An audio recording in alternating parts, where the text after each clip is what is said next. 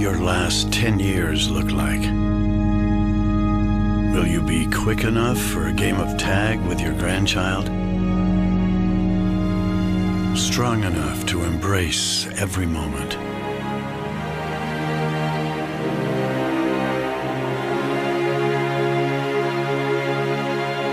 Will you grow old with vitality? Or get old with disease?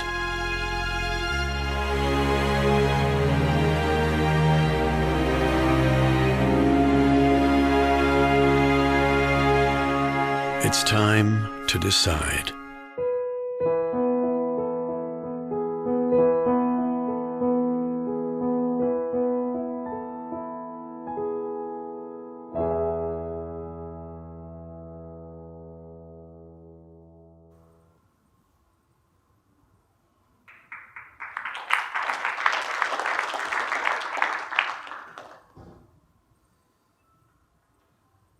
Modern humans, there's been 109 billion of us born on the planet.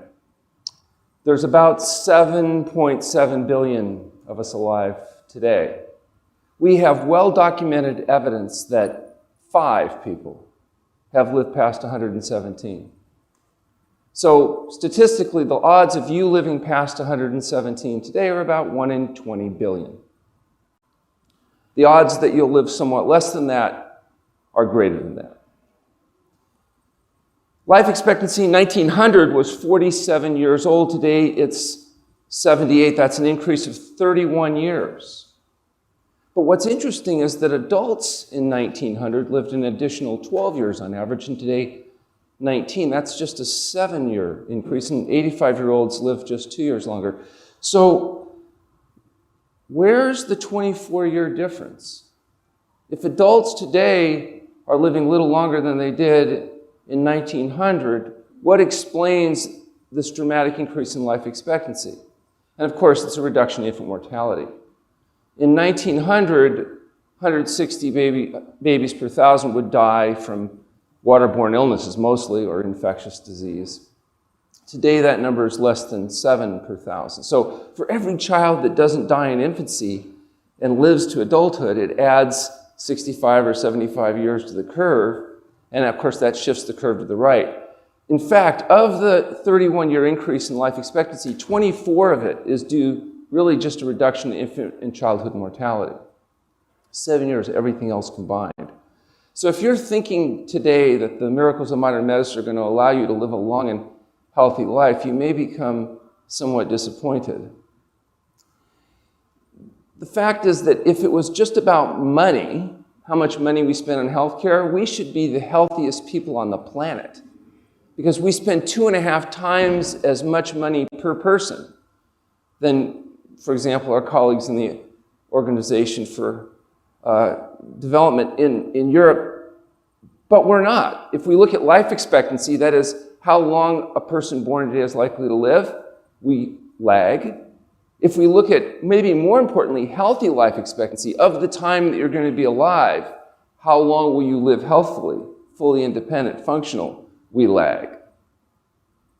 So life expectancy is 78, but healthy life expectancy in the United States is just 69. People spend 9.4 years debilitated and 17 years in poor health. You are not likely to live forever. However, what you can do is live until you die. Where we have probably the biggest potential impact is reducing that amount of debility so that you spend your life well and have what we call a good death too. That is, you go to sleep one night and don't wake up once you reach your genetic potential. So in the United States and industrialized countries, we spend billions of dollars on the leading causes of death: heart disease, cancer, and stroke. But what we don't focus on are the actual causes of death. The reason people get heart disease, cancer, and stroke. And perhaps the reason why we're spending more money with less benefit is because we're not focusing our attention on the actual causes of death, which include the use of tobacco, alcohol, and an animal and highly processed food diet. Tobacco certainly leads the list. Tobacco is really fabulous when it comes to premature death and disability because it affects almost every organ system of the body. So people think of lung cancer when they think of cigarettes. And that's why they think, well, maybe it's dangerous because you'll get lung cancer. But 80% of smokers never get lung cancer. How dangerous can it be? The reason why 80% of smokers never get lung cancer is because they die from heart disease before they live long enough to grow their tumors. I'm always thinking that perhaps what some enterprising cigarette manufacturers should do is come up with a way of making their product even more deadly, so everybody dies of heart disease. And that way, perhaps they could advertise it as cancer safe. Blood pressure elevations, which are also epidemic, are another major actual cause of death, particularly because of their contributions to heart attack and stroke. And look at this, alcohol, one of the major contributing causes of death. And yet today, if you read the paper, you'd think alcohol is some type of health food, that if you don't drink, you ought to start. They'll tell you that there's powerful antioxidants in red wine. Where do these powerful antioxidants in red wine come from? Specifically the skin of grapes. So if you wanted resveratrol, you could eat some grapes. Or they'll tell you that alcohol thins the blood, so it'll reduce your risk of stroke. Is that true? Absolutely. Alcohol thins the blood, much like aspirin does. So if you're on a greasy, fatty, slimy, dead, decaying flesh diet and you're at risk for a clotting stroke and you drink alcohol, you have a slightly lower risk of dying from a clotting stroke. You don't actually have a lower risk of dying because what happens is you have an increased risk of a bleeding or hemorrhagic stroke, so all-cause mortality doesn't go down. But if it's important to you that you die from a bleeding stroke rather than a clotting stroke, perhaps alcohol should be in your diet. Notice cholesterol on this list.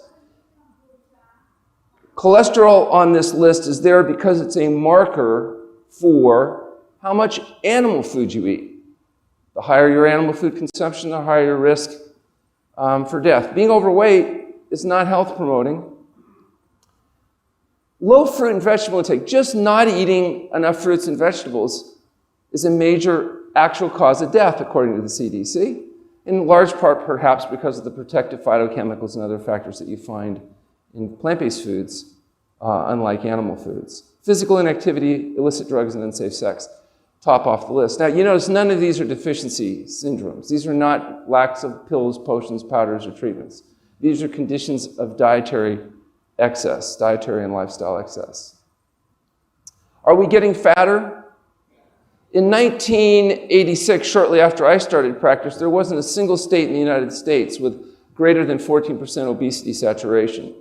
But by 2016, everybody was beyond that. In fact, now they've come up with some new colors here with 35% saturation. We're not just getting fatter, we're also getting sicker. The conditions associated with dietary excess, including things like diabetes, are increasing geometrically, particularly amongst our children. And if you look at the correlation coefficient between increasing obesity and increasing diabetes, the correlation coefficient is almost 1-to-1. It's almost like there's some type of connection. So what we're doing about it as a society is telling people to eat health foods. And they'll tell you things like olive oil and red wine and dark chocolate and coconut anything, diet sodas, the dead Dr. Atkins diet, whatever. They'll give you all kinds of good advice about health foods. But what we really should be focusing on are not health foods, but healthy foods. And healthy foods are whole, natural, plant-based foods. Fruits, vegetables, grains, legumes, nuts, and seeds. A whole plant food, SOS-free diet. SOS stands for the International Symbol of Danger, and also includes salt, oil, and sugar. So if we think back from an evolutionary standpoint, human beings evolved in an environment very different than the one we live in today. We evolved in an environment of scarcity, an environment where it was difficult to get enough to eat and not get eaten. In fact, most human beings that have been born on the planet, of that 109 billion, did not live long enough to reproduce. Most humans died from predation, starvation.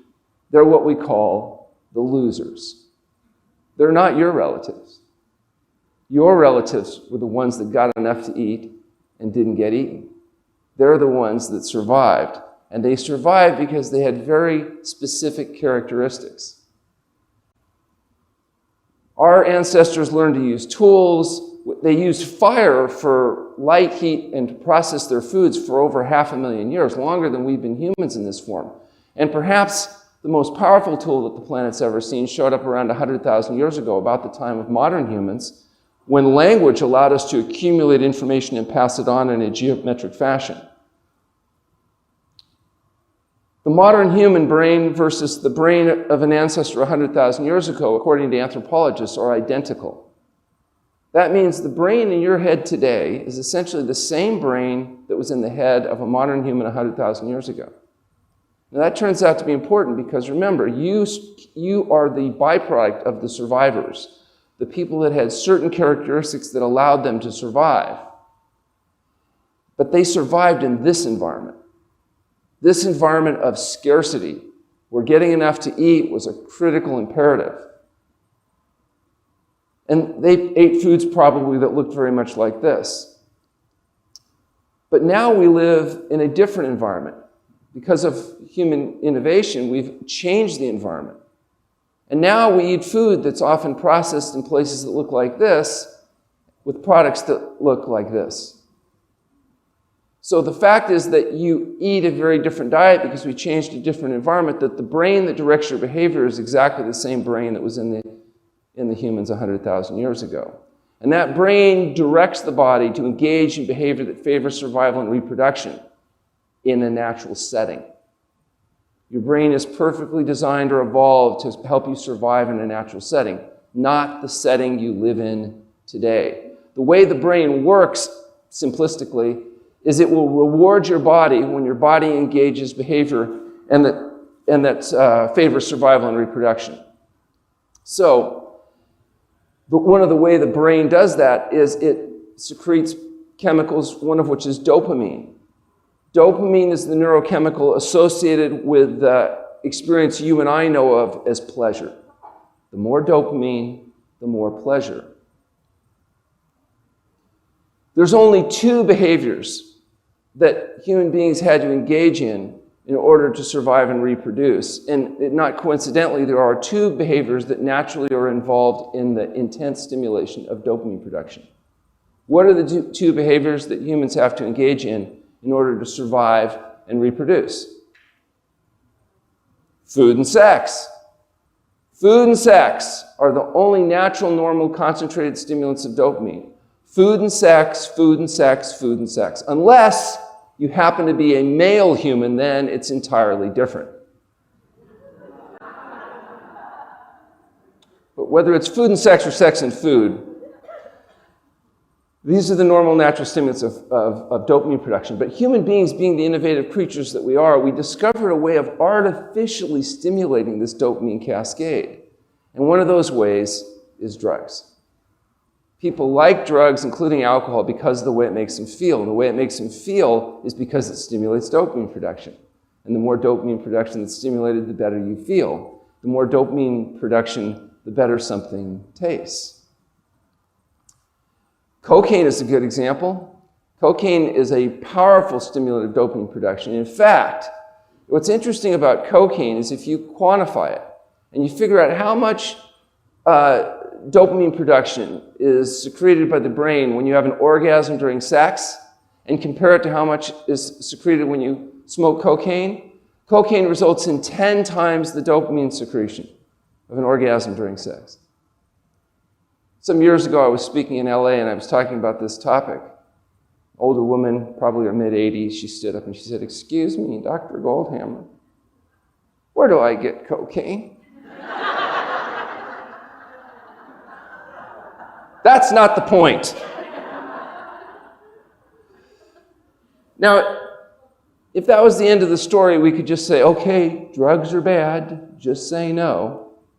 But it turns out there's a little bit more to the story. There are specific chemicals, for example, that can be added to the feed of animals that will artificially stimulate dopamine production in the brains of those animals, lead to systematic overeating. For example, if you take rats and give them unlimited access to their food of choice, their rat chow, and get genetically identical rats and give them the same food but put these chemicals in the feed, the rats given the chemicals will increase their body weight 49% in just 60 days. Now, did the rat get fat because of psychological reasons? Did that rat get fat because mommy didn't love him enough? Or daddy loved him too much? Did he have stress of work? Or is it biological reasons? Did they get fat because they artificially stimulated the dopamine production cascade in the brain that resulted in systematic overeating? Yeah, it's biological, not psychological in this particular case. What are chemicals that you can add to the feed of animals that will artificially stimulate dopamine production and lead to systematic overeating? You all recognize this molecule. Sugar. Yeah, sugar doesn't exist in this concentrated form in nature. You have to manufacture it. And now we consume over 135 pounds per year per person of this chemical. Now, I don't eat any of it, which means somebody's eating my share too. Hopefully nobody in this room. We've increased our use of high fructose corn syrup, which processes very much like alcohol does in the liver, by over 1,000% since 1986. But we don't know why our kids are getting so fat and people are becoming obese. It's a complete mystery. What's another chemical that you can add to the feed that will increase overeating? Recognize this? How about if we show you a picture of it? What's that? Oil, including olive oil. What's worse is we take this substance and we heat it to high temperature and then we use it to soak up grease into otherwise perfectly healthy product like potatoes, and we call them potato chips and French fries. Fried foods, I tell my patients, look, rather than eating fried foods, what you should do is find the deep fryer, stick your head in it and suck, because that's essentially what you're doing when you're eating those fried foods. What about another chemical that we add to food, sodium chloride or salt? Salt creates a bit of a problem. But people say, well, wait a second. They understand oil because it's got 9 calories per gram, and they understand sugar because it's concentrated empty calories. But salt doesn't have any calories. What's the problem with salt? Well, one of the problems with salt, besides the increased blood volume and high blood pressure and the fact that you get edema and swelling and congestive heart failure and increased risk of osteoporosis and changes in your microbiome, another major problem with salt is it stimulates what's called passive overeating. So if you were to eat till you reach natural satiation eating a product, for example, like rice, and then compare to eating it when it's salted, you'll find you eat more before you feel satisfied when things are salted. And so as a consequence, it can be a major contributing factor to obesity, even for people trying to eat an otherwise health-promoting diet. 93% of all the calories consumed in industrialized countries now come from either animal foods, that's meat, fish, fowl, eggs, and dairy products, or chemicals added to the food in the form of oil, salt, and sugar. So 7% of calories now come from fruits and vegetables. Now, I know many of you are vegans, and you look at that because you're naturally an optimist, and you say, well, wait a second, 7%? There's still hope. Let's keep hope alive. Yeah, I don't mean to rain on your parade, but of that 7%, a third of it's potatoes served almost exclusively as French fries and potato chips. The reality is that fruits and vegetables don't even make a statistically significant percentage of the diet of people in industrialized countries. They are now the decoration on the plate. It's called the pleasure trap, the hidden force that undermines health and happiness. And it just coincidentally also happens to be the title of our book, The Pleasure Trap. A disturbing book that does not tell you what you want to hear, but does tell you what you need to know if you want to get and stay healthy, and also why it's going to be so difficult to live in a world designed to make you fat, sick, and miserable and overcome the forces of evil that are going to try to undermine your success. So the way it works with food is essentially by caloric density. The higher the caloric density, the more dopamine is secreted in the brain, the better you like the food. Why was your brain designed as a calorie detection device? Think back to the world of our ancient ancestors, an environment of scarcity. Those that got enough to eat survived. Those that didn't died. It was more valuable to be able to identify the very, very rich foods that were more likely to get you through that scarcity environment. Salad doesn't happen to be one of them. Salad has 100 calories a pound. Now, how many pounds of salad would you have to eat a day to survive on salad? About 20 pounds a day. Now, if you start at 6 in the morning and you don't stop eating till midnight, can you eat 20 pounds of salad a day? No, you can't do it. So your brain is not stupid. So when your brain sees salad, it says, oh yeah, salad, great. Yeah, I'll have some salad till some more interesting food comes along. But it's not getting excited about it. Because salad, nutritious that it is, rich in fiber, water, vitamins, minerals, doesn't have a lot of caloric density. So therefore, it doesn't result in a lot of dopamine stimulation. On the other hand, fruit has 300 calories a pound, 3 times the caloric density. So fruit will taste better to people because it has sugar, but the sugar stimulates more dopamine production. It's a higher caloric density. Potatoes, rice, and beans at 500 calories a pound, you only need 4 pounds of those a day to survive rather than 20 pounds of salad. So when you're hungry, you're going to be drawn to the more concentrated foods. Totally makes sense. What about if we introduced a food that does not exist, of course, in nature, but had 1,200 calories a pound? Do you think people would like it? If we introduced it in the World's Fair, do you think it would get rave reviews? And what if we called that food ice cream? If you take ice cream and you melt it down to room temperature, it's described as sickly sweet. Why is ice cream sickly sweet when it's warmed up to room temperature, but it tastes so good when it's cold? What's it, sucking sugar out of the atmosphere? No, it's got the same amount of sugar whether it's hot or cold, but you're not designed to detect things well when something's frozen. You've never fallen in an ice cream pond. This doesn't exist in nature. This wasn't part of your evolutionary tree. And as a consequence, to make ice cream perceived as sweet and tasty, they have to super saturate it with sugar. When you warm it up, it makes you sick. It makes you just as sick when it's cold. You just don't know it because your normal filtering mechanism is being short-circuited by this artificial presentation. What about a food with a higher caloric density than ice cream? Do you think people would like it? And do you think they might even call it the staff of life? Have you ever seen this stuff? Crusty on the outside, all soft on the inside. 1,500 calories a pound before you turn it into a butter boat and melt coagulated cow pus all over it.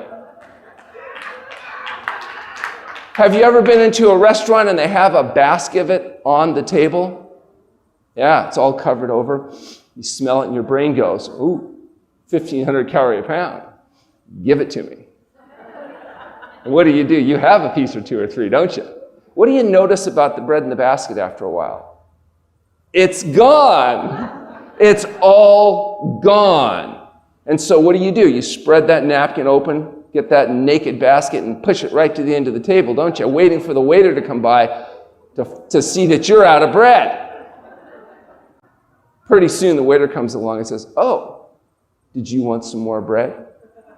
Now, first you have to pretend like you didn't know it was empty, and you look over there and say, oh, yeah, sure, why not? What are you really thinking? Does this guy want a tip or not? And they bring you some more bread. Do you ever go into the same restaurant and say, excuse me, waiter, I'd like 3 large baked potatoes, because I want to eat those before I order my dinner. Do you eat 3 large baked potatoes before you order your dinner? Why don't you eat 3 large baked potatoes before you order your dinner? Be too full, because the human stomach is only big enough that you put about 3 baked potatoes, that's about 500 calories a potato, it's going to fill up the human stomach mechanically full. There wouldn't be any room left. On the other hand, 500 calories of bread only takes about 1/3 of the stomach because it's 3 times the caloric density, about 1,500 calories a pound. So what do you think it's easier to get fat on? Sugar, pure sugar, is 1,800 calories a pound. You can take just about anything, put enough sugar on it, and people think it's good. Do you ever go into that restaurant, that same restaurant, and they have the sugar on the table? Do you ever take 11 of those packets and just... Why not? It's free. The stuff is so cheap they don't even charge for it. Why don't you have 11 packets of sugar before you start perusing the menu? Have you ever had one of those? 12-ounce Coke. How many teaspoons of sugar? Yeah. So yeah, 11 on the old one. The new stuff, maybe a little more because they figured out how to get it to stay in solution, I think with more phosphoric acid or something. don't use cocaine anymore. Now they use caffeine. It's probably more effective. Now, it used to be that a Coke was a special treat for a kid. Not anymore. Now it's a big gulp, a super big gulp, a double gulp, and an express gulp with free refills, and pretty soon they're going to need to use a bucket. That's right. And you know, in the future, chiropractors are going to mostly be treating people after they got a soda pop at the, yeah. 25% of the calories of teenagers, according to some studies in the United States, come from the sugar and soda pop alone. Just sugar-sweetened beverages is responsible for up to 25% of the total calories. But we don't know why the kids are getting fat and sick. It's a mystery. Ooh. What tastes better, salad or chocolate? Now, is that a cultural thing? If we took 100 people from 100 cultures and blindfolded them, mouthful of salad, mouthful of chocolate, you think they could tell the difference? 2,500 calories a pound. I tell patients, look, instead of eating chocolate, what you got to do is melt it down and then rub it all over your belly and hips where it's going to end up. And then when you're done, at least you can wash it off. There was a survey of women, not men, just women. They asked women, what would you rather do, have mad, hot, passionate sex or eat chocolate? And the two most common responses were, what kind of chocolate and how many pieces are we talking about? The pleasure trap is the hidden force that undermines health and happiness. Essentially what's going on here is we're overstimulating the dopamine cascade in our brain by adding chemicals to the food. It leads people to systematic overeating, and that's why people are getting fat and sick. That's the heart disease, the diabetes, much of the cancer, autoimmune diseases. This is all coming back because we're fooling our brains into allowing us to overeat because we're living in an environment different than the one we were evolved to survive in. So what do you do about it if you're caught in the pleasure trap, if you're an addict and you're addicted to the artificial stimulation of dopamine in your brain, whether it comes from drinking alcohol, smoking cigarettes, snorting cocaine, or eating chemicals added to your food? Is there a way out? Yeah, it turns out there is.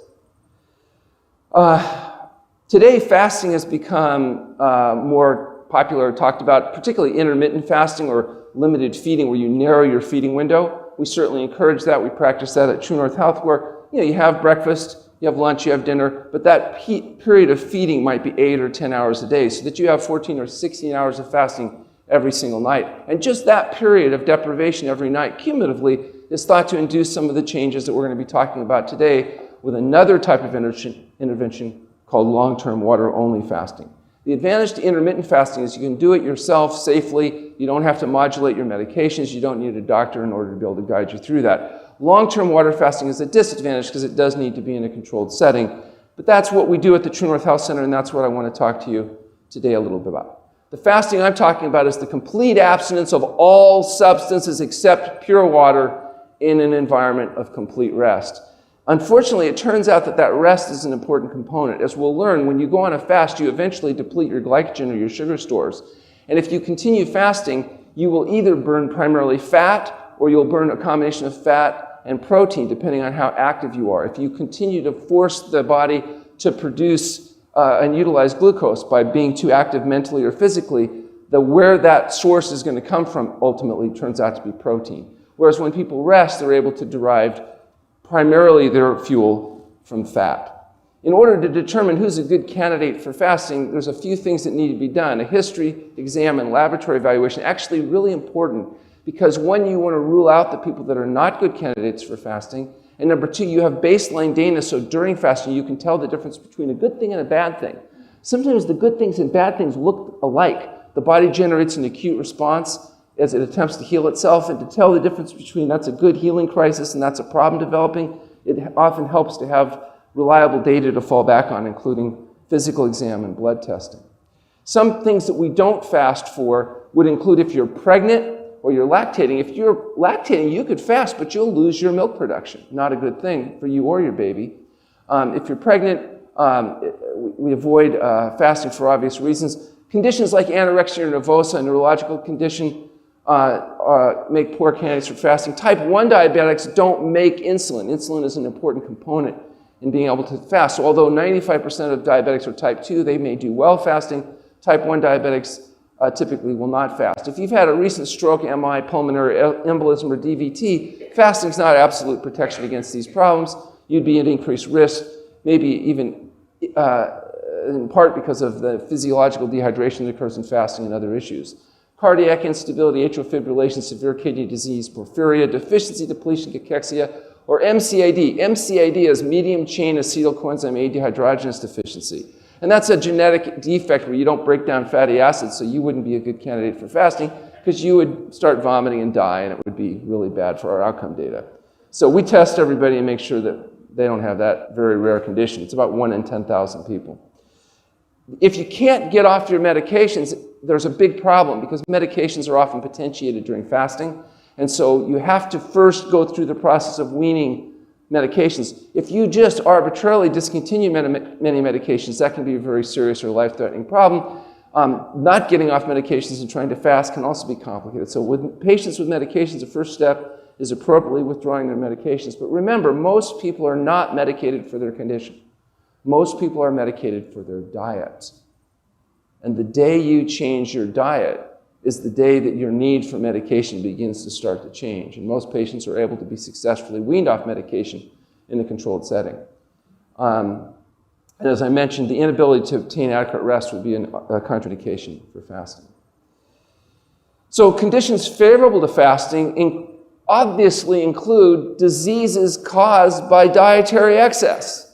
If your disease is caused by dietary excess, it's not shocking to find out that fasting helps undo the diseases of dietary excess. So obesity, conditions like cardiovascular disease, particularly high blood pressure, as we'll learn, type 2 diabetes, autoimmune disorders. Remember what autoimmune disorders are. They're your body attacking yourself. That's what causes the joint changes in rheumatoid arthritis. It's your immune system. Your immune system becomes confused, as we'll talk about later, and attacks itself. And it turns out fasting is very helpful at helping get the body to stop attacking itself. The traditional way of treating autoimmune disease is to shut down the immune system with powerful drugs like prednisone or methotrexate. The problem is, at first, that's like a dream, because your pain goes away. And then it becomes a nightmare, because it turns out you need your immune system. And when you shut the immune system down with these powerful drugs, the long-term consequences are devastating, sometimes even worse than the condition that you're trying to treat. Some types of cancer, like lymphoma, GI disturbances, and impact on the microbiome. We believe that research that we're doing right now is investigating the effect of the fasting on the microbiome, the 1,000 strains of bacteria that live in the gut, and also how those gut bacteria behave. It's what they're pooling in you. You want your gut bacteria pooling fertilizer into you, not toxic waste like TMA, which is going to become TMAO as it's processed in the liver. And so we believe that fasting may be helpful in rebooting the mechanisms, much like taking a computer with a corrupted hard drive. You turn it off, you turn it on, a lot of stuff sorts out, you don't know exactly why. We're trying to figure out that why right now. And obviously, dependence and toxicity. Sometimes people are cigarette smokers and they have trouble quitting. But in fasting, most patients within just a few days report no withdrawal cravings. Those cravings go away very rapidly in fasting. Now, some people say, yeah, they're so miserable fasting, they don't think about cigarettes. But it actually is because the whole metabolic cascade of withdrawal is just greatly facilitated during fasting. Fasting ranges from 5 to 40 days. So I tell my patients that are needing to do really long fasts, especially these 30, 40-day fasts, that Moses, David, Elijah, and Jesus fasted for as long as 40 days, so they're in good company. And no, we don't teach people how to part the Red Sea. But if we did, it would be in the wrist action. Average fast at the True North Health Center is 1 to 3 weeks. And some patients require multiple fasts. Unfortunately, at this point, we don't have the type of non-invasive diagnostic testing that allows us to predict how long a person is going to fast in order to reach clinical satisfaction. And that's why we have a really flexible policy. People can book however long or short they want. There's no penalty for getting done early. So we tend to overbook stays, and then they can adapt to whatever actually turns out to be the need. I'm going to give you an example of a case report. This particular patient was a 42-year-old female diagnosed with follicular lymphoma, which is a type of lymph cancer. It was stage 3 because you could feel large tumors, both upper and lower extremity, you can see the sizes of the lesions that were demonstrated by CT scan. She'd undergone what's called a guided core biopsy, a surgical excisional biopsy, confirming the diagnosis. Her flow cytometry is listed there as well. So this patient went to her family doctor, and the reason she had been tracked for 2 years is because the treatment for lymphoma is not shown to extend lifespan, has a lot of side effects. They often will delay treatment until there's really, kind of where it's much farther along. So her doctor had monitored her for 2 years. It continued to progress. And finally, he told her that it was time to see the oncologist, that she needed to undergo chemotherapy, radiation, whatever. And she asked the doctor, what about dietary change? And he assured her that diet didn't matter. It didn't matter what she ate. She could eat whatever she wanted. Diet didn't have a relationship to this condition. She asked her doctor, what about alternative therapies, including fasting? And her doctor told her that fasting was criminal quackery. So when she went to the oncologist confirmed that it was time to start chemotherapy. She asked the oncologist about diet, and he told her that he didn't think diet would make any difference, that she could eat whatever she wanted. She just had to eat plenty of nutritious foods. And he asked her about fasting. He said he didn't know anything about fasting. And so given that tremendous medical support, she decided to come to the True North Health Center, where she underwent 21 days of water-only fasting, during which time her tumors disappeared. She had 10 days of refeeding when she was sent back to the oncologist at the medical school with some coaching. And the coaching was about how to manipulate her doctor into making sure he did a follow-up CT scan. So she went back to the doctor, and he examined her a couple times, checked her chart, checked the picture on the chart, checked her picture, and asked her what happened. And she said she went to the criminal quacks and she did the fasting, and the tumors all went away. And he said, oh, well, that's interesting. I'll have to give them a call. And then she said she'd like to get a follow-up CT scan to objectify the changes that had occurred. And he was a little bit nervous, and he said that she didn't need any CT scans because she was better now. And she said, but she'd really like to have a CT scan. And what if there's some cancer lurking just beneath the surface? And then he said, okay, fine. Ordered the CT scan. Now, during this fast of 21 days, she lost 22 pounds, which is about typical. About a pound a day is average weight loss during fasting. So she went from 174 to 152. She resolved her tumors, and at 2-month follow-up, she was 139 pounds. Now, how did she go from 152 to 139 pounds after fasting? She's back eating. What's she eating? A whole plant food, SOS-free diet. And I explained to her if she didn't stick to the diet, it could be deadly because I would track her down and kill her. So she followed the program. We know she followed the program because she told us, and also we could see the results. She maintained her weight, but she was still neutropenic. And that means her white count was still a little bit too low. Her doctor actually had suggested perhaps they could do some gentle chemotherapy. And she suggested that maybe they wouldn't do any chemotherapy, that she'd like to see what would happen with following the program, which she did, and by 6 months, her white count had normalized. At a year, we decided, okay, this was very good, she's done well, she's maintained these results, it's time to write up a case report. And so I called my colleague, Dr. John McDougall, and I said, hey, I've got this interesting case report on lymphoma resolving with fasting. And he said, but do you have objective data?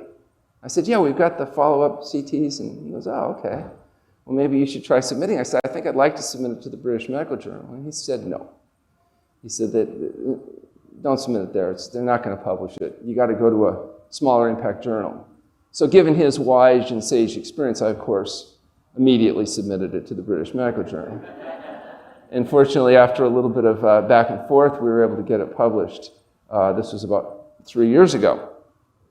So, but before it came out, they asked us why the oncologist hadn't signed on to the case. So I wrote to the oncologist and I said, Doctor, thank you so much for all the support you showed in referring your patient to True North Health Center for medically supervised fasting. And as I'm sure you expected and have witnessed, your patient's gone into full remission. And now we're so looking forward to working with you in the years to come and tracking her long-term success. And since our paper's been accepted for review at the British Medical Journal, we'd like you to sign on as co-author of the study. Yeah, he didn't get back to me on that one. Yeah.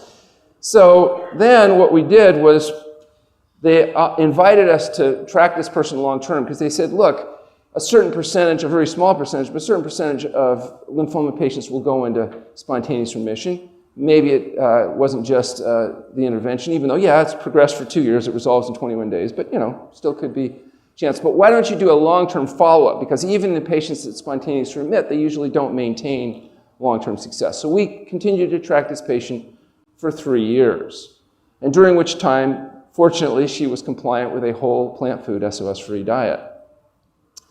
And then we brought the patient back in, before I get to that, I'll show you this. These are the before and after CT scans of the first fast. You can see the large masses. You don't need to be a radiologist to see these changes. That was the paper. If you go onto our website, healthpromoting.com, you can find all of the information on the True North Health Center. We also have, there's a new website out called fasting.org. And fasting.org is a fasting compendium site with all of the research on fasting, including this paper that you can read, Water-Only Fasting and Exclusively Plant Foods Diet in the Management of Stage 3 Low-Grade Follicular Lymphoma. At 3-year follow-up, she was 136 pounds, maintained her weight loss, and she had a full-body CT that showed no lymphoma. So after this CT was done showing she was completely free of cancer, what we did was we did a follow-up fast of another 3 weeks, and she continues to be cancer-free to this day. We submitted this paper on invitation to the British Medical Journal, follow-up of this patient, and it was rejected initially. 2 reviewers, one reviewer said, ooh, interesting follow-up, great, recommended publication. The other said, she's probably just lucky, not worth publishing, and recommended rejection. Fortunately, on appeal, the editor overrode that opinion, and they did publish this just recently in 2018 in the British Medical Journal Case Reports. High blood pressure, one of the major contributing causes of death and disability. The consequences of high blood pressure are devastating, and the majority of people that are 65 or older in this country have high blood pressure. As much as 1/3 of all people have high blood pressure. Blood pressure is measured with 2 numbers. The top number, systolic blood pressure, represents the pressure of the blood in the vessels when the heart contracts. The bottom number, or diastolic blood, it represents the pressure in the blood when the heart's in its relaxed phase. Each is an independent risk factor for all-cause mortality. Each predicts your likelihood of premature death and disability much more sensitively, for example, than cholesterol or other common measures do. Blood pressure is very sensitive because it represents almost every organ system in the body. High blood pressure and its conditions, as I said, are the leading cause of death and disability in industrialized countries. For example, 5.7 million people get congestive heart failure. That's where the heart muscle loses integrity, and when it pumps, it doesn't pump the blood out efficiently. So if you have congestive heart failure and you lay down, your lungs can fill up with fluid and you can drown, which is why people with congestive heart failure often have to sleep sitting up. The major contributing cause of congestive heart failure, high blood pressure. Almost 800,000 people will have strokes. High blood pressure, major cause of stroke. Most people develop it during their lifetime, which means if you're 65 and don't have high blood pressure, you are abnormal. Because the average or normal people have hypertension. 42 million visits to physicians, and it's a leading justification for prescription medication. This is worth billions of dollars to the industry. Drug intervention, unfortunately, largely disappointing. The improved outcomes are really only those people with the very highest levels of hypertension where it slightly reduces risk of stroke. The majority of heart attacks and strokes from high blood pressure occur in people that do not have blood pressure high enough to justify medication.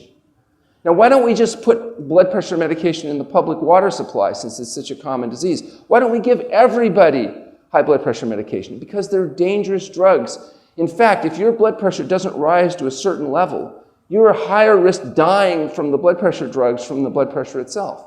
That's why people with a blood pressure of 138/80 who have 5 times the risk of dying of a heart attack aren't given medications. Because more people would die from the drugs than that level of hypertension. The definition of hypertension was the level at which the risk from the drugs was outweighed by the benefit, and that only happens when blood pressures rise to a certain level. For every point you reduce your systolic blood pressure through diet and lifestyle change, it said you reduce your all-cause mortality risk about 1%, according to Pito from Cornell. And that risk reduction may go all the way down to as low as 90/60. This is how we manage blood pressure. 1, 2, 3, 5 different medications. And of course, the medications have all kinds of side effects from chronic cough, fatigue, impotence, and death. The one promise you make when you go to the physician is that if you go on these drugs, how long will you take them? For the rest of your life. Your doctor will guarantee you, you will never get well, you will be sick forever. That's the promise. Because they know the blood pressure drugs have nothing to do with getting rid of the cause of blood pressure. What does get rid of blood pressure? Well, we know that weight loss does. This chart represents thousands of studies, including meta-analysis. For every kilogram of weight you lose, there's a 1.6-point average drop in systolic blood pressure. You lose a bunch of weight, that can help lower blood pressure. Vegetarian high-fiber diets, independent of weight loss, are associated with a reduction in blood pressure, as is getting rid of alcohol. Alcohol is a major risk factor for high blood pressure. It is not health food. Exercise will reduce blood pressure 7 to 8 points, which is almost as effective as any combination of medications, which average a 12-point drop. The problem with medications, of course, they do reduce blood pressure, they do reduce risk of stroke, etc., but they have all the secondary effects. John McDougall did a study at St. Helena Hospital where he got an average drop of 17 points. Combining these variables, we were able to do a study with T. Colin Campbell from Cornell University that demonstrated an average of 37-point drop in blood pressure with medically supervised water-only fasting. And that was a paper that we published in JMPT and is available on our site. You can read the study. 174 consecutive patients with high blood pressure, 174 people achieved blood pressure enough to eliminate the need for medication. And in stage 3 hypertension, people you could justify medication on where their average systolic blood pressure starts at 180 or more, the average effect was 60 points. Now remember, the baseline was taken on medication. The conclusion, they're all off medication. So it's 60 points plus whatever effect the medication might have been having at suppressing their baseline. That's the largest effect that's ever been shown in any study in treating high blood pressure in human beings. It was published by the True North Health Center in conjunction with T. Colin Campbell, medically supervised water-only fasting in the treatment of hypertension. Moderate levels of hypertension responded proportionally. We spent 12 years collecting the data, processing it, being rejected by 30 medical journals before it was finally published. The second study we did only took 12 months. Medically supervised fasting in borderline hypertension. These are patients that you can't justify medication on, but represent 68% of the people having heart attacks and strokes. And of course, their reduction in blood pressure was proportional. These fasts ranged from 5 to 40 days. All the subjects experienced normalization of blood pressure, and this was published in the Journal of Alternative and Complementary Medicine. After we published these first papers, we were approached by the International Union of Operating Engineers, California's most powerful labor union. These are the guys that build all the highways, and they've got a lot of 68,000 members. They spend a lot of money in treating high blood pressure and diabetes. And Dr. Lyle, our psychologist, and I were invited to present the results of our data to a meeting of their administrative staff because they were interested in possibly making our program a covered benefit for the International Union of Operating Engineers Local 3. And so we went to the meeting, and they had a big group in there, and they had all kinds of representatives. One guy was an NIH reviewer for the National Institute of Health. One was an actuary that does all the calculations about what stuff costs, including their retirement benefits and their medical costs. They had representatives of the contractors that hire the union guys, and then they had some of the union guys there. And we presented our data, and as you can imagine, it was a little bit controversial. The contractors were objecting to the fact that we were asking for a program to be covered, that they were already spending too much money on healthcare, and they thought they shouldn't have to be paying to send people to a resort. And then I explained what happens during fasting with low back pain, headache, nausea, vomiting, skin rashes. And eventually they interrupted me and said, okay, fine, it's not a resort. But they still objected. The NIH reviewer was helpful. He said he had analyzed our research, and he said he thought it would save money, that they were spending $66 million a year at that time treating these conditions, and that getting people healthy would probably be cheaper than putting them in the hospital and cutting their feet off for their diabetes and treating their heart attacks and strokes from their blood pressure.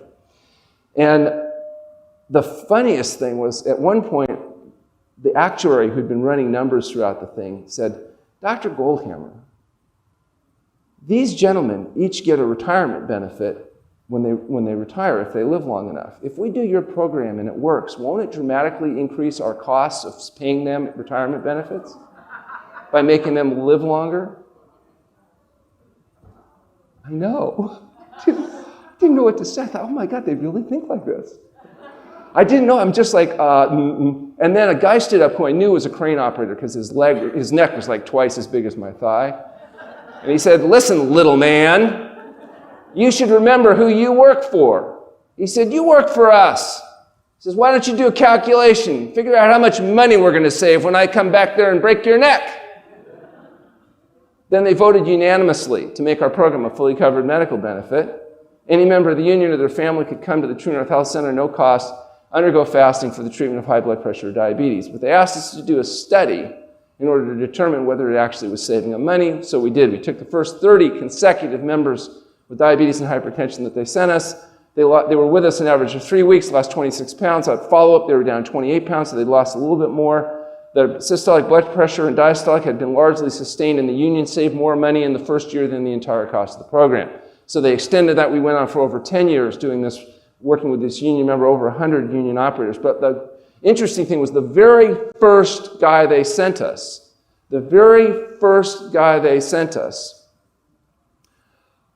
they didn't tell him what the program was. So he's got 220 over 120, capped out on 5 medications, carrying a keg around on his belly, no idea what he was going to. He thought he was going to get a 6th medication, right? So, he shows up at our place, and he's like, oh, I'm in the wrong place. I said, no, I got your name on the list here. You're okay. He goes, no, I'm in the wrong place. I said, no, you're here to get well. He goes, that's not me. I'm not sick. So now I'm a little pissed. It's like, what do you mean you're not sick? You're diabetic, hypertensive, you're 100 pounds overweight. I said, you're going to die. He goes, yeah? Well, aren't we all going to die? Good point. I said, yeah, but you're on $880 a month worth of medications. We get you healthy, you won't need those medications. He said, what do I care? I don't pay for my drugs, my union does. At this point, I realized he's not my highly self-selected, highly motivated, typical hardcore vegan patient that I'm used to dealing with. And I'm thinking about his medical history, and I thought, well, let me try one more thing. And I said, what happens to diabetic, hypertensive males that are on a lot of drugs? So I said, well, get you off all those meds, we might be able to do something about your little problem. So he stands up, and I'm thinking, uh-oh, because he's a pretty big guy. And he said, why the hell didn't you just say so?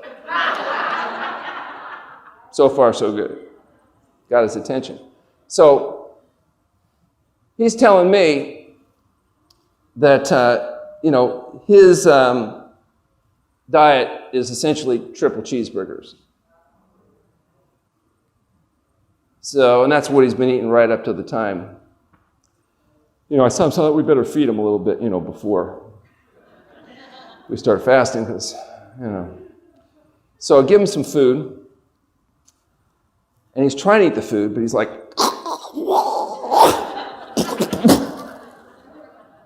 can't swallow. I think, oh my God, maybe he's got a tumor. So I sit down next to him. I said, looks like you're having a little trouble with the food.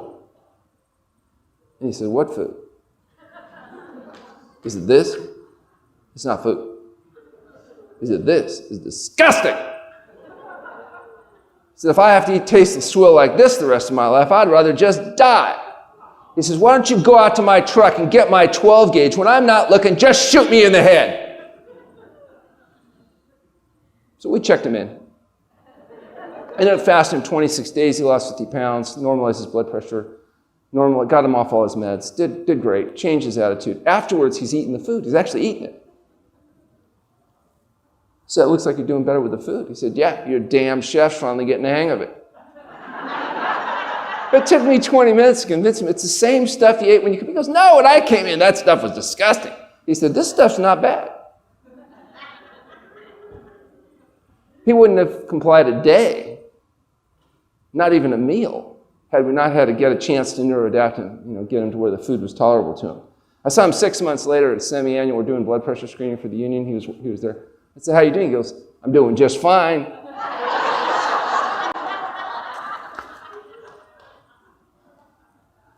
So True North Health Foundation, our nonprofit research foundation, is involved in research and education. We've recently completed a study, actually it's being analyzed this week, the data, taste neuroadaptation. We actually were able to detect minimum thresholds to sugar and salt. We were able to investigate how tastes change, why it is guys like this go from the food as disgusting, tasteless slime that they can't choke down to being able to enjoy it, because we believe that part of the change actually occurs to how you perceive food. We had 21 subjects that tested for minimum threshold. We're also looking at changes in the microbiome, the several pounds of bacteria that live in your digestive system that are breathing, respirating, and pooing in you constantly. We're also looking at changes in biomarker after fasting, including the number of mutations in B lymphocytes, and the efficiency of autophagy itself can be measured now. And we've done a study with Washington University, a gentleman named Luigi Fontana, where we took subjects and we took their blood samples and stool samples before, during, and after long-term water-only fasting. And again, that's being analyzed right now at Washington University. We're anxious to see the results of that. We published a paper, it's called A Case of Non-Pharmacologic Conservative Management of Suspected Uncomplicated Subacute Appendicitis in an Adult Male. So we took a guy that was scheduled for surgery for his appendicitis, and instead of going to surgery, we put him on a water-only fast, managed to resolve this problem, and showed a 2-year follow-up and got it published in one of the journals. Mostly just to piss people off, It just shows you, I mean, this is an extreme example, but there's many conditions that normally you wouldn't think there's any options other than surgery, but in fact, in some cases, conservative management can be an effective alternative for people that don't want to do more aggressive treatment. This paper, this is a great title, Exclusively Plant Whole Food Diet for Polypharmacy, that's excess drug use, due to persistent atrial fibrillation, alteration of heart rhythm, ischemic cardiomyopathy, in other words, enlargement of the heart, lack of getting blood flow to it, hyperlipidemia, too much fat in the blood, hypertension, high blood pressure, in an octogenarian, a person over 80 years old. Basically, we took a guy who was your diabetic or hypertensive, atrial fib, dementia symptoms, put him on a whole plant food, SOS-free diet, and watched him wake up. And once we got him off all of his drugs, we stabilized him and wrote up this case report. What was interesting is one of the reviewers' comments, and they did publish it, this is British Medical Journal, one of the viewers said, "Well, that's an interesting case, but what made you think it was the medications?"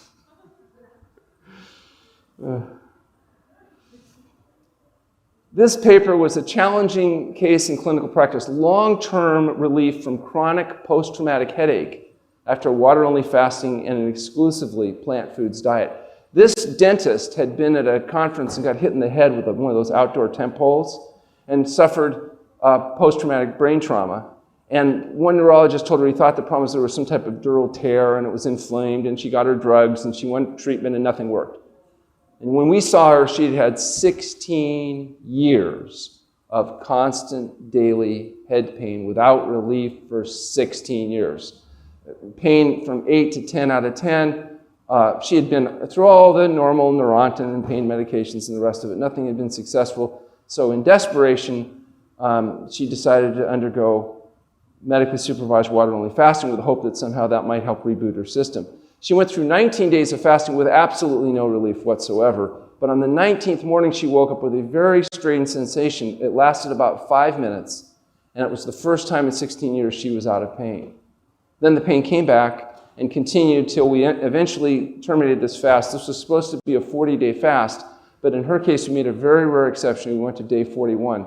At day 40, she said, "Look, I need to go one more day." And I said, "Why is that?" And she said, "Because the men fast for 40 days. Moses, David, Elijah, Jesus." And she said, "Women, we always need to do just a little more." So she went for 41 days. At the end of the 41 days of fasting, she still had some prodromal symptoms, but no acute head pain. So we refed her, we spent 6 months rebuilding her, and then we fasted her again for 40 days.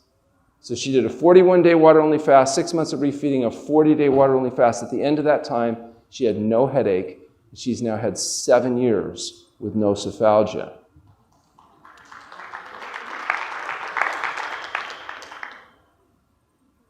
So that real question is, well, okay, fine. So some people get better fasting, but is it safe? Is fasting safe?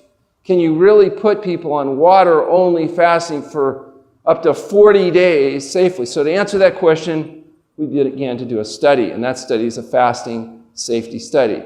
It was eventually published here, the MCP Company in Alternative Medicine. This is about a year ago. Looks like 2006. No.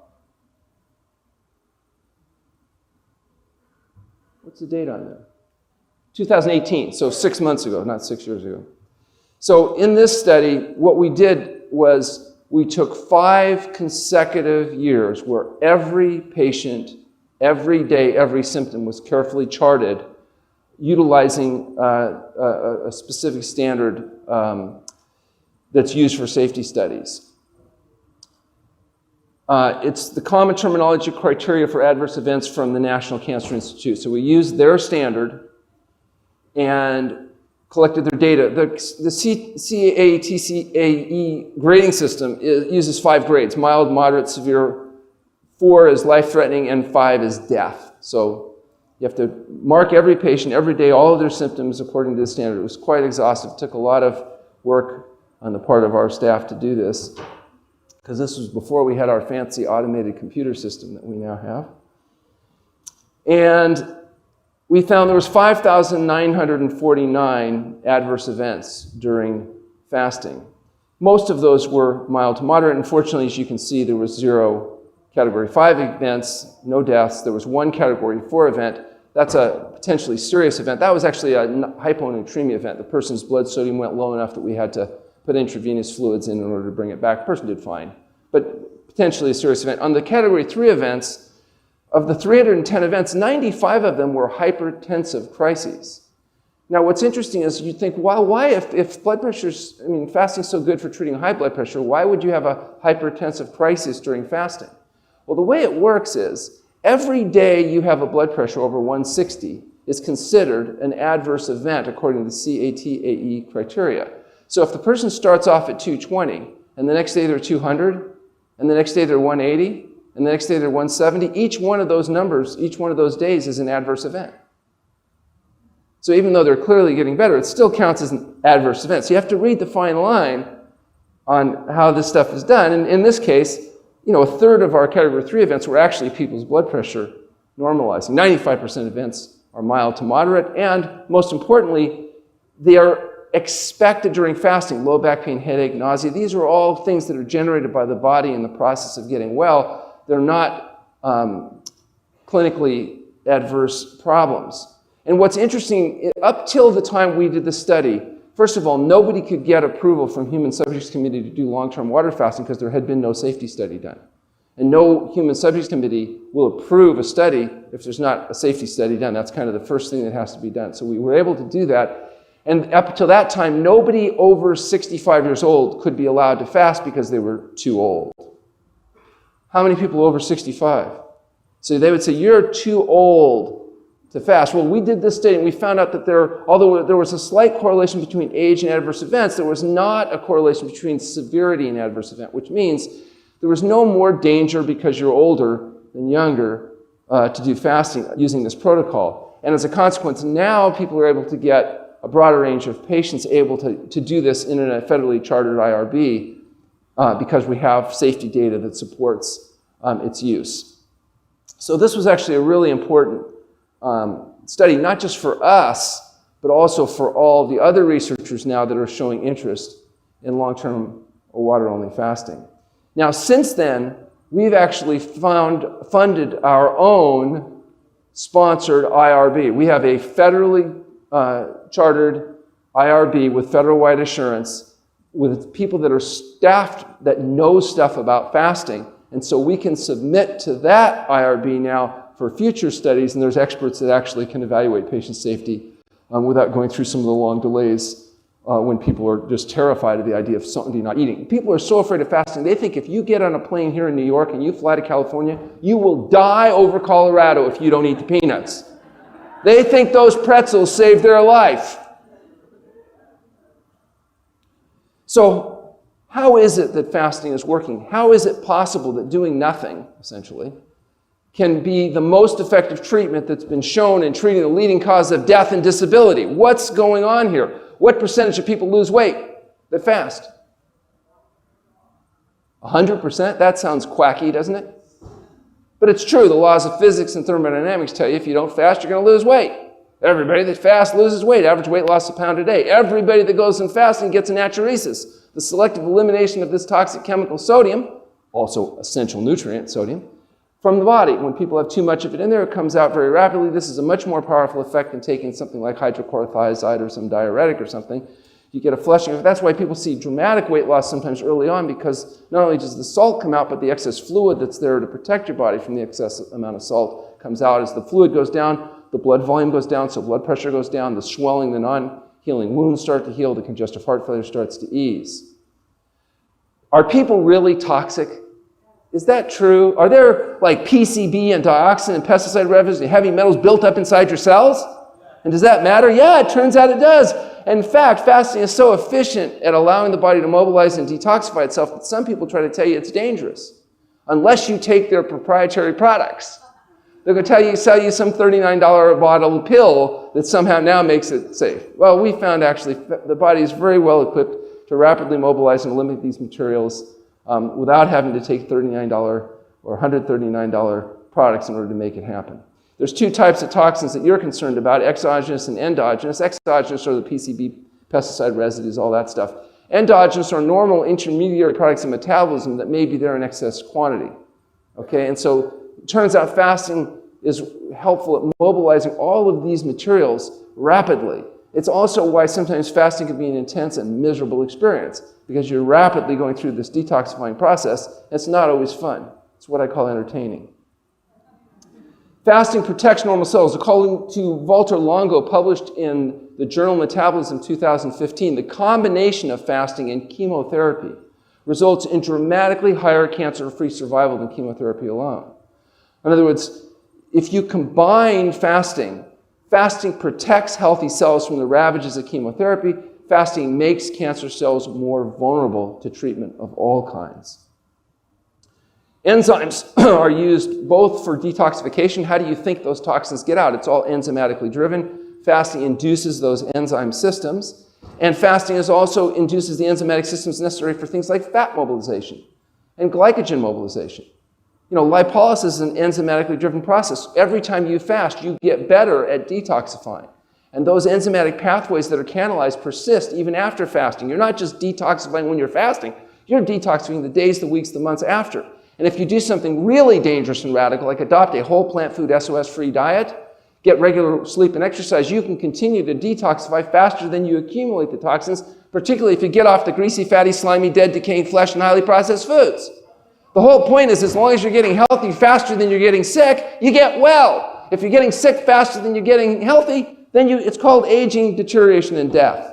Fasting is a useful tool at rapidly reversing this process. And we know it's true in animals because you can take rats and you can double their lifespan with periodic fasting or systematic underfeeding. In fact, if you look at the life extension protocols that are out there, the only thing that's been reliably shown to extend life in animals and humans is calorie reduction and fasting.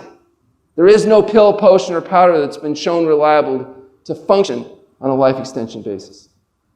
Insulin is a hormone that drives sugar from the bloodstream into the cells. What happens if you can't drive your sugar to the cells where it's needed? Blood sugars go up, we call it diabetes. That's what diabetes mellitus is. You have enough insulin, it's just not working. And remember, your primary fuel, your natural fuel, what you're designed to burn is sugar. And the best way to get that sugar is from plant-based complex carbohydrates. The problem with taking sugar in a simple form is it causes havoc because it disrupts the microflora, it drives your insulin levels, you get a completely different kind of reaction. Even something like fruit, which are hybridized to be high sugar, lower fiber foods, need to be taken with vegetable material, lettuce, celery, cucumbers, fiber, to slow down the rate with which the sugar is absorbed for those of you that are sensitive to that type of an issue. So if we're giving fruit to patients, it's usually in moderate quantity and also with lots and lots of vegetable materials. If you just take a lot of fruit or you process it in the form of juices and things, you can create some of the same problems we see from too much refined carbohydrates across the board. So we believe that fruit is an acceptable food for most patients, but it has to be used in concert to a vegetable-rich diet. Gut is a tunnel that goes from your mouth to the other hole at the other end. So when you swallow something, it is not in your body. It is in a tunnel that's going through your body, okay? Starts in the mouth, go down the throat, into the stomach, goes to the intestine, the large bowel. Eventually, you're pushing it out the other end. That's essentially what digestion is, shoving stuff in one hole, pushing it out the other. It doesn't get in your body unless it gets through the intestinal mucosa, represented here by the screen, that works very much like a screen does at keeping flies out. The intestinal mucosa keeps everything out except the tiniest molecules, like even protein molecules, too big. It has to be amino acids. Glucose, it has to be small molecules, unless the screen is damaged. And just like a screen that's torn could let flies in, if you have a damaged intestinal mucosa, you can leak materials in, larger molecules, whether it's bacteria, viruses, proteins, and that would stimulate your immune system to have to react to try to suppress it. Well, that's okay as long as your immune system is able to keep up with it. But what if it's happening every day? Eventually, you can develop what we call autoimmune disease, where now the immune system becomes confused and attacks your own tissues. What could cause gut leakage? What could cause damage of your intestinal mucosa? What's an example of something like, what about free radicals? What do you think causes smokers' face here? Why the person of the smoker looks like one side and the other? Can you tell the difference? Yeah, what causes wrinkles? What are wrinkles? Wrinkles are cross-linked collagen tissue that comes from free radicals. One of the best sources of free radicals is smoking. It bathes your entire body with free radicals, which is why only 20% of smokers live long enough to get lung cancer, because they damage the enamel lining of their blood vessels and get heart attacks and strokes before that.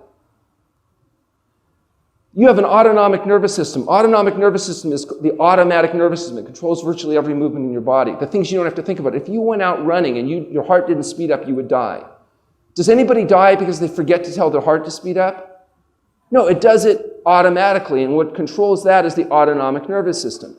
And the autonomic nervous system has sympathetic and parasympathetic branches which work in concert with each other. If your sympathetic nervous system tone gets too high, you could have diarrhea or constipation. If the parasympathetic tone gets too high, you could have diarrhea. So because the peristalsis is regulated by the sympathetic and parasympathetic balance. So what could you do to rebalance the autonomic nervous system? Well, you could do one of the many healing methods that you all hear about, like chiropractic manipulation, physical therapy, meditation, yoga, biofeedback, homeopathy. All of these different therapies, acupuncture, largely work to the degree they help rebalance the autonomic nervous system. Some may work better than others, but basically that's one of the mechanisms by which they relieve your symptoms and your pain. But by far the most powerful way of rebalancing the autonomic nervous system that I've ever come across is fasting. Fasting is like taking a corrupted hard drive, rebooting the hard drive, and watching what happens. It's really quite remarkable. Psychospiritual impact. Isn't it interesting that diametrically opposed religions all have one thing in common? Whether it's the Jain, the Jews, the Hindus, the Muslims, the Christians, they all agree there's a fasting tradition in every one of these practices. Maybe there's a reason, because it changes the way you think about yourself and the world around you. The immune system is enhanced, not suppressed during fasting. Every objective measure of immune system function, from helper killer T cell activity to neutrophil phagocytosis, is enhanced during fasting. And as I mentioned to you with my story about my guy that lived on triple cheeseburgers, taste neuroadaptation is profoundly affected. People get to where good food tastes good. So in summary, fasting effects. Fasting decreases glucose, and it decreases IGF-1, which is insulin growth factor 1. And the lower the IGF-1, the lower your risk of aging and death. Fasting decreases blood pressure, heart rate, insulin, inflammation, oxidation, and total microbial load. It increases leptin, the satiety hormone. That's why after fasting, everybody thinks, oh, they're going to be ravenous and want to eat the world. No! You find you're more easily satisfied because your leptin levels have normalized. It increases insulin sensitivity and cellular stress resistance. That's the idea that cancer cells are more vulnerable to the body's immune system or exogenous treatments. And fasting and healthy cells are protected from some of the ravages of conventional treatments.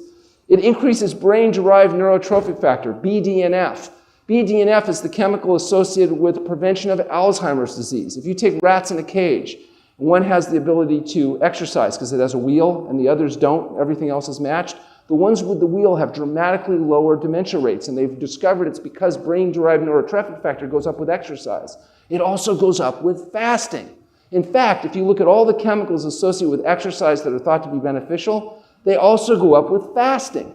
Why is that? Why would exercise, which is vigorous, and fasting, which are resting, cause some of the same neurochemical changes? Perhaps, my opinion is, because both exercise and fasting help undo the consequences of dietary excess. Exercise and fasting both are working to undo the consequences of dietary excess, and undoing the consequences of dietary excess is what we know is associated with improving the quality and quantity of our lives. Fasting normalizes the gut microbiota, it stimulates B-cell immunity, and it reverses all major abnormalities of metabolic syndrome. It is perhaps the most powerful tool that's appeared at helping sick people actually get well. So if you want to learn more about this, read our book, The Pleasure Trap. I think there's a few copies over here. There's also an audio version for those of you who rather listen than to read. Chef AJ did a great job of doing this in the studio, and it's really well done. You can get the discs, or you can get it on audio or any of those other formats. For those of you that want to know, is fasting something that could be useful to you? One of the services we offer at the True North Health Center is a free conversation with me. If you go onto our website, truenorthhealth.com, fill out the registration forms that gets me your medical history information. You can call me. I'll talk to you about whether or not this is something that might be relevant to you. I'll give you whatever suggestions I can. There's no cost for that. I have some cards. If people want to get them from me afterwards, you're welcome to do that. We also have a couple vegan SOS-free cookbooks, the Health Promoting Cookbook and the Bravo Cookbook. All of these you can read about these on our website for those of you that are interested. If you know a doctor that would like to do something worthwhile with their life and go to heaven instead of hell, they can come to the True North Health Center and complete our internship or residency program. There's no cost. We provide room and board and training to any doctor that wants to learn how to use fasting and a health-promoting vegan SOS-free diet to help their patients get well. They're with us either for a month, 3 months, or a year, depending on the type of program that they're entered into. And we have about 30 doctors a year that are training now, so hopefully soon there'll be a lot more people doing something worthwhile with their life. Okay, I have apparently 9 minutes and 55 seconds, so if people want to ask some questions, I'll be happy to do my best to give you some answers. Why don't we start right here?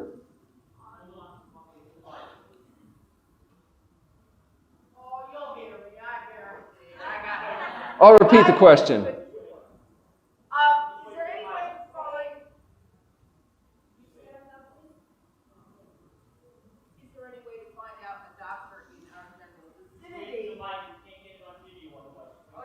Okay, so the question is there any way to find a doctor in your local area that thinks on these lines?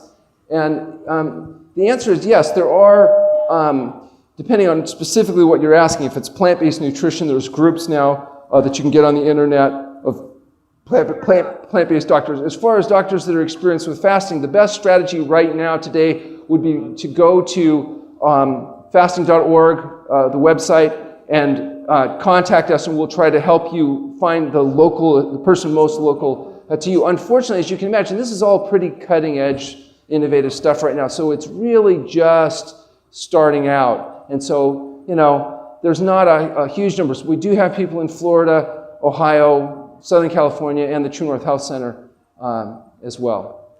So whoever's got the mic, we'll let you...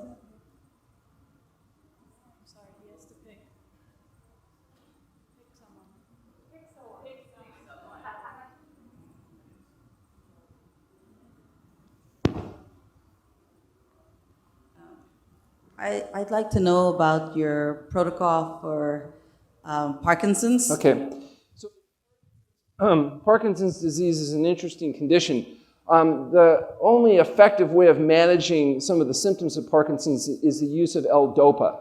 And L-DOPA can come from drugs. It also can come from natural sources in the form of mucona. The problem with L-DOPA is if you give enough to control the tremor, you get extreme nausea. And the way medical care manages this is they give you another drug called cardopa. And it controls the nausea, but the problem is it irreversibly binds vitamin B6 and over a longer period of time leads to all kinds of terrible changes from dementia on down. So a lot of the increasing death rate you see in Parkinson's now may very well be from the medications that are used to manage it. There is an alternative way of managing it. Diet and fasting alone are usually not enough to resolve that problem, and so we resort to a protocol that was developed by Marty Hines. We have 2 doctors in our facility that have been trained by Marty Hines at using amino acid loading, nutritional supplementation in conjunction with mucona to manage the condition. We found it's very effective. Doesn't have the risk profile that's associated with the use of Sinemet and other medications. And so we augment diet and lifestyle change along with this exogenous treatment in order to manage Parkinson's. We've been very satisfied with the results. Yes, sir. Are you having any success with, or what would you recommend for someone with chronic kidney disease? Well, chronic kidney disease presents a particular problem. You need a certain level of kidney function in order to be able to do water-only fasting.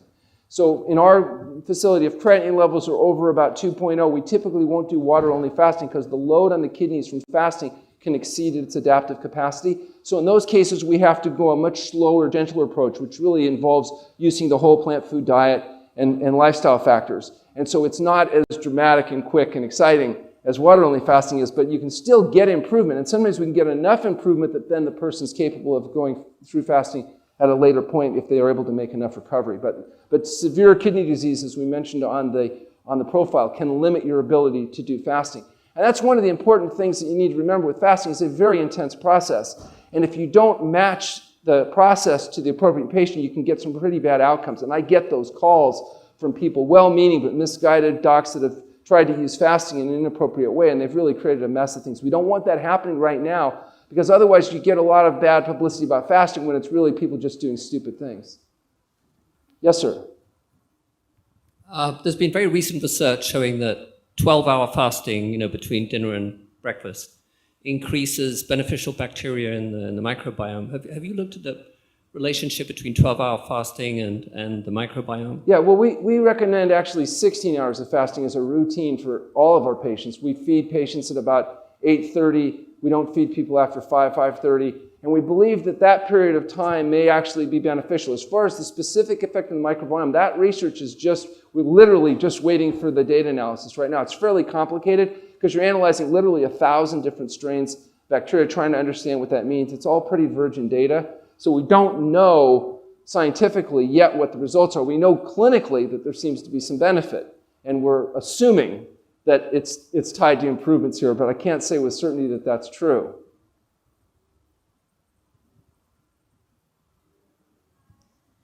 I wanted to know if fasting could help cure a hernia. Yeah, no, fasting will not cure a hernia because a hernia is a mechanical distortion that's not going to be amenable to water-only fasting. So the inguinal hernias or that type of thing, that's not something that we see resolving in fasting. And I want to know what's with kombucha. Is that alcoholic? Yeah, we don't recommend kombucha. Well, when you're doing a water fast, are you taking everybody off their medications? If someone was doing thyroid, so you take nothing. So in order to fast, nothing. with the exception of a few exceptions, like thyroid medications, dosing is modulated but may be left on. We're going to wean down all of the medications prior to initiating water fasting. Medications can become greatly potentiated during fasting, create all kinds of trouble.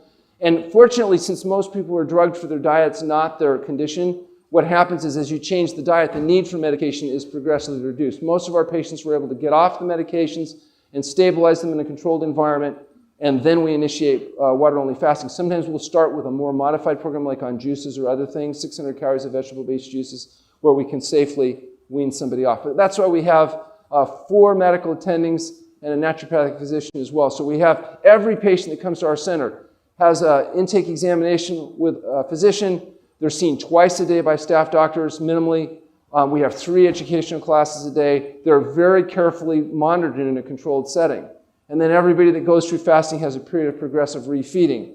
And it's really done specifically to the limits of that individual. People fast from 5 to 40 days. We don't know ahead of time exactly how long that's necessarily going to be. Thank you. That was great information. Any special kind of water we're fasting on? We use purified water. We happen to use fractionally steamed distilled water because it's the purest water we can get, but you could use any highly purified water and likely get excellent results. We've had... How about a back condition, a chronic back condition of about 40 years? Could that be cured? Well, I don't think anything can be cured. Honestly, you can't cure obesity. You can lose the weight and keep it off, but if you go back to eating greasy, fatty, slimy processed food, you're going to get fat again. If you can't cure high blood pressure, you can normalize blood pressure and you may keep it down forever, but if you go back to the things that cause it, you're going to get it back. And back pain's no different. If back pain is contributed mechanically because you're overweight or detoned or have inappropriate core strength, unless you correct that problem and maintain that, you're not going to get rid of it. If it's an inflammatory process, fasting may be very helpful. If it's a mechanical process, we have doctors of chiropractic, osteopathy, physical therapy, trying to do manual therapy type things can be very helpful. So, back pain is a broad diagnosis, and fasting in some cases is a useful part of its treatment. Honestly, they tell us that the True North Health Center should be the True North Health Center, the last resort. Because oftentimes the back pain that we're seeing is the people that have been through all the conventional outpatient treatments and they're coming in. And honestly, our chiropractors often say you better treat them right away because if you wait till they're done fasting, there's often nothing left to do. Yes?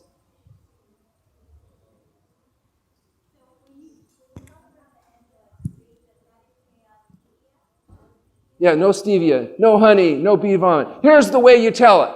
If you look at something and you don't know, here's the technique. You go inside yourself and you ask yourself, do I really want and need the substance? And if the answer is truly yes, you know. You can't have it. You get nothing. Thank you.